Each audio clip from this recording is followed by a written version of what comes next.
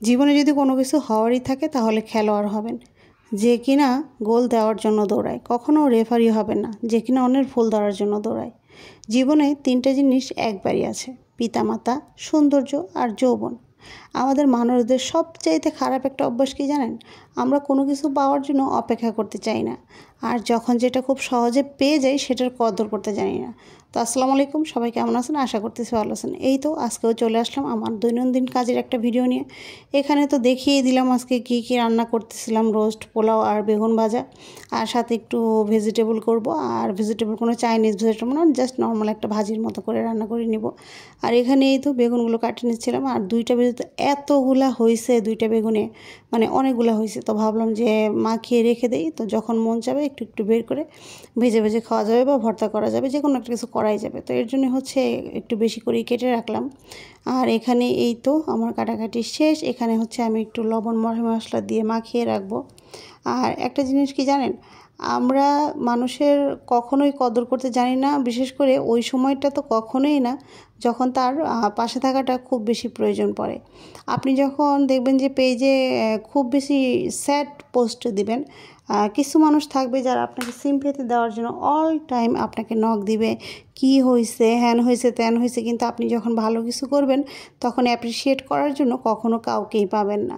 তো এটাই হচ্ছে আমাদের বাস্তবিক জীবন। ভালো কিছু করলে মানুষের সহ্য হয় না, খারাপ কিছু করলে মানুষ হচ্ছে সেটা দেখার জন্য হুমড়ি খেয়ে পড়ে।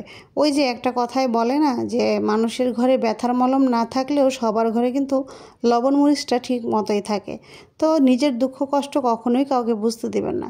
আপনি যদি ভালো মন্দ খান সেটা আপনার যোগ্যতা, আপনি যদি খারাপ কিছু খান সেটাও আপনার যোগ্যতা। আপনি যখন ভালো থাকবেন সেটা আল্লাহর রহমত, আপনি যখন অসুস্থ থাকবেন সেটা আল্লাহর আরও বড় রহমত। কারণ হচ্ছে আল্লাহ তাআলা তাকেই অসুস্থতা দান করেন যাকে সে খুব বেশি পছন্দ করেন, বা সে চান যে তার নামটা আমরা খুব বেশি বেশি করে নেই। তো যাই হোক, এখানে আমি বেরেস্তাটা করে নিলাম। আর এই তো এখানে সবজিটা আমার মোটামুটি হয়ে গেছে, যেহেতু অনেক বড় বড় করে কাটা ছিল। তো আমি খুব অল্প আছে হচ্ছে আস্তে আস্তে সবজিটা ভেজে নিচ্ছিলাম। আর এখানে এই তো রোস্টগুলো ভেজে নিচ্ছি। আর রোস্ট ভাজার ক্ষেত্রে আমি বলবো যে রোস্টের যে পায়ের সাইডের রগগুলো আছে ওগুলো যদি একটু আপনারা কাটিং করে দেন তাহলে হচ্ছে আপনার রোস্টটা নষ্ট হবে না বা বাকিয়ে যাবে না, এরকম কিছু হবে না। আর আসলে এখন না দেশি মুরগির রোস্ট খাইতে খেতে অন্য কোনো রোস্ট আর খাইতে ইচ্ছা করে না। আর রোস্টের রেসিপির যে আমি কয়েক কোটি মডিফাই করছি আমার কোনো হিসাব নাই। এই যে একটু আগে যে মশলাটা দেখালাম, আমি প্রত্যেকবারই কোনো না কোনো ভিন্ন রকমের মশলা দিয়ে রোস্ট রান্না করি। আর প্রত্যেকবারই হচ্ছে আমার ফ্যামিলির মানুষ ইদানিং ধরতে পারে, আগে তো ধরতে পারতো না। তো আজকে খাওয়ার সময় বলতেছে যে আজকে আবার কি পরিবর্তন করছে, কিন্তু কি পরিবর্তন করি সেটা তারা কোনোদিনও ধরতে পারে না। তো অনেকেই হচ্ছে আমার কাছে রোস্টের রেসিপিটা এত বেশি চায়, আর এটা আমার মোস্ট পপুলার একটা আইটেম। আর আমি যখন এটা বানাই সবাই অনেক অনেক বেশি পছন্দ করে, কারণ আমার হাতের রোস্টটা অনেক অনেক বেশি মজা হয়। শুধু আমি আমার নিজের প্রশংসা করতেছি না, এটা জাস্ট আমি বাইরের মানুষের ফিডব্যাক দিচ্ছি।